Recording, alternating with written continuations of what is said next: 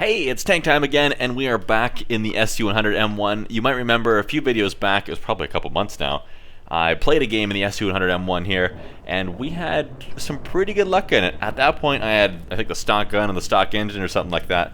Now it's fully upgraded, and we should be ready to rock a little bit harder. Hopefully we can take down the entire enemy team ourselves. Not gonna happen, but nevertheless, let's see what we can actually manage to do. Alright, so last video, I talked about a bit of a special project, a couple of them that I was doing. One of which being the biggest one, that's not going to be out for weeks still, by the looks of it. The other thing being with Sabbatical, hopefully I'm saying that right, because, God, you have like the most impossible name to try to read and translate in your brain. Anyway, we did a few things. Collaborations are definitely a possibility. We need to figure out what we're going to do and how we're going to do it, and there's still a lot more to do there, so don't hold your breath for that quite yet. But there's definitely some things in the work there. And look at this. Why am I sitting here? If I was sitting more to my left, I'd be able to get better shots downrange there. But why am I sitting here? Well, all the tanks that are coming this way so far are, with a few exceptions, mostly going to the hill. And if hill fails, I don't want to be stuck out there to the left. Where I am right now, between me and the T-29, even though the T-29 probably doesn't have to be ranged to spot me, I do have that tree in the way. So if anyone does come down that road, I can still shoot at them without hopefully being spotted. Hopefully this tree has given me enough cover that it will be able to make up for any errors that I make, or it'll allow me to stay here longer and therefore do more damage if I can actually hit anything, because as you can see, I'm having a hard time doing that. The gun on this thing is usually pretty good, but it just wasn't its day, I guess. But being good in World of Tanks isn't all about how much damage you can do. There's so much more to it.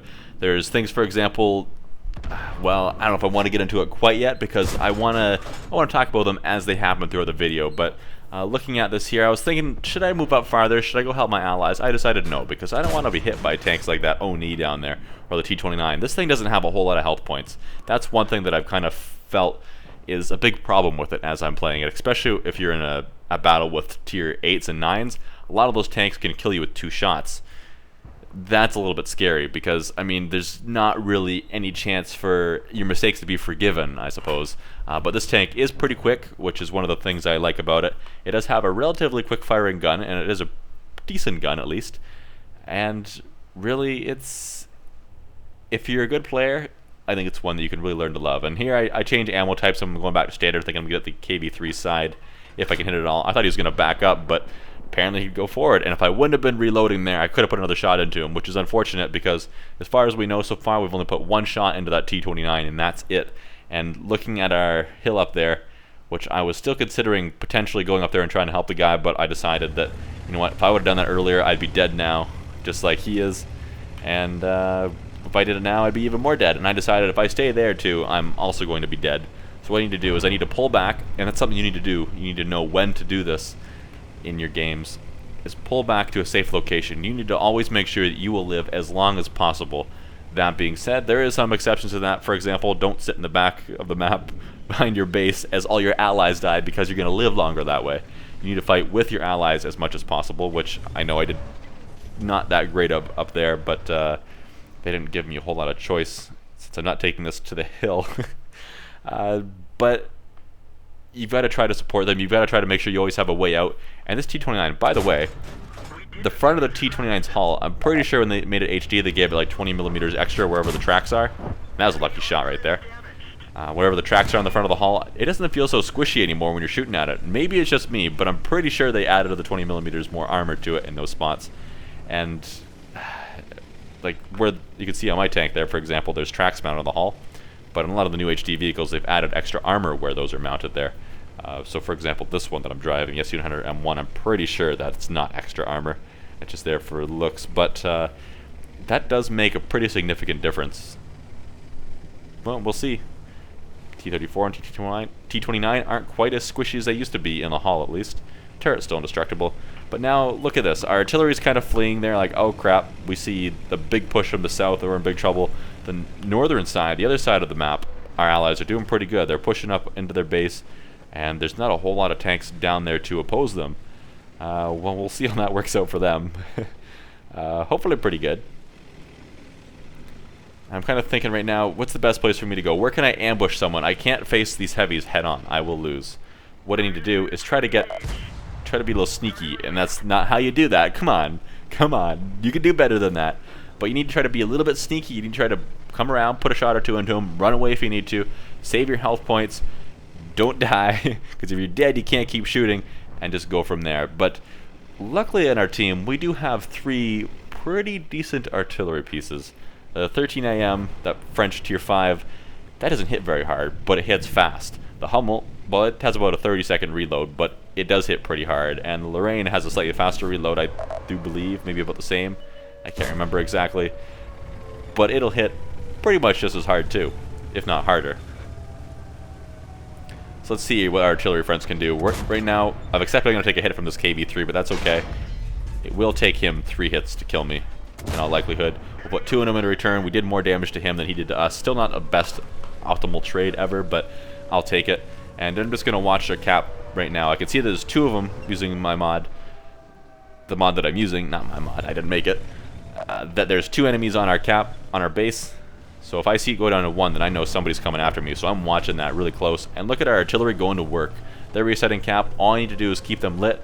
But look at the mini-map there. There's another mob of enemy tanks coming along, and I need to make sure that this gets dealt with before they come up to me, if they decide to do that. Hopefully that Cromwell down there, combined with the artillery, can slow them down, or at least intimidate them. But I do need our artillery to kind of help me here with what's on their base. And as you can see, because they have 2 on our base and we have 1 on theirs, they are slowly catching up here. So we need to take another spot, light them up. Hopefully our artillery is reloaded and we can do some work. Let's try to get a shot in ourselves just in case they can't, and they do. Great job, Hummel.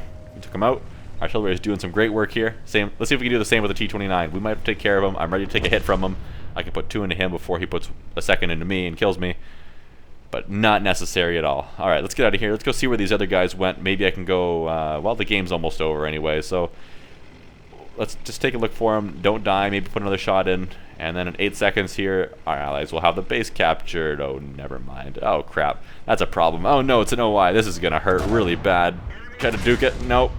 Can't do it. Go around. Don't crash your tank off a cliff or something.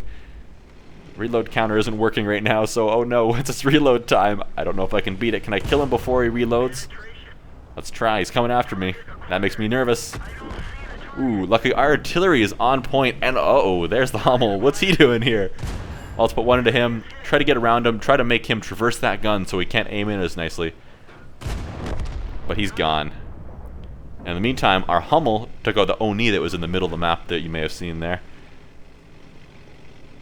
Great job again by artillery. They are cleaning up. Look at that.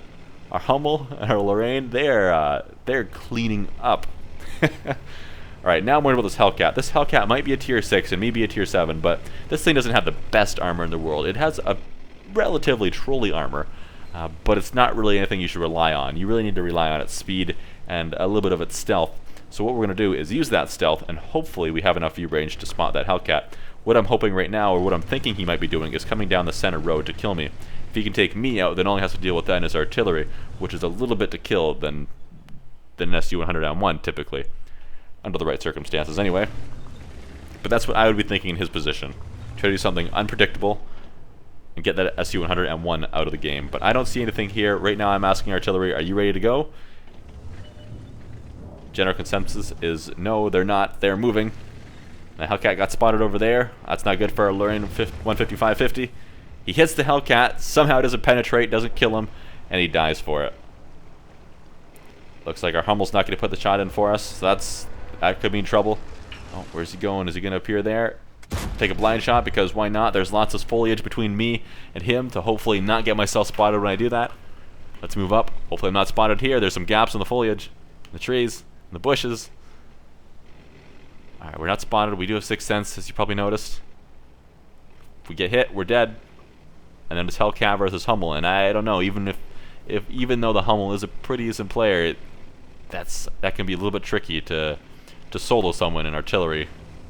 And if you miss that one shot, you are doomed. The Hellcat will get several chances, though, if you miss. Alright, where is he? Oh, there he is. Is he looking at us? Uh-oh. Don't aim. Just fire. We were lucky that hit. That was pretty close. That was a really close game. We managed to do like 2,000 damage ourselves. Plus, we got quite a bit of spotting damage. We did fire a few premium rounds at the beginning there, so that kind of hurt the bank a little bit. But no, nevertheless, it was a good game. Had a lot of fun doing it. And by the way, a quick off-topic thing. If you, like me, were one of the last people to see the new Batman vs. Superman movie, just a heads up, it's a 2.5 hour long movie, and the first hour and a half is very slow. It's setting up the whole universe, I guess they'll call it the DC universe, just like Marvel has going. I think DC's a little bit jealous there. But setting that all up in one movie is a lot to really get into. So they bring you into it a little bit slow, but it gets really good near the end. So if you haven't seen it yet, or you plan to wait until it comes out on DVD to see it, or whatever your methods may be, just be patient. Be patient. It will get good, I promise. Anyways, guys, thanks for watching. I'll see you next time.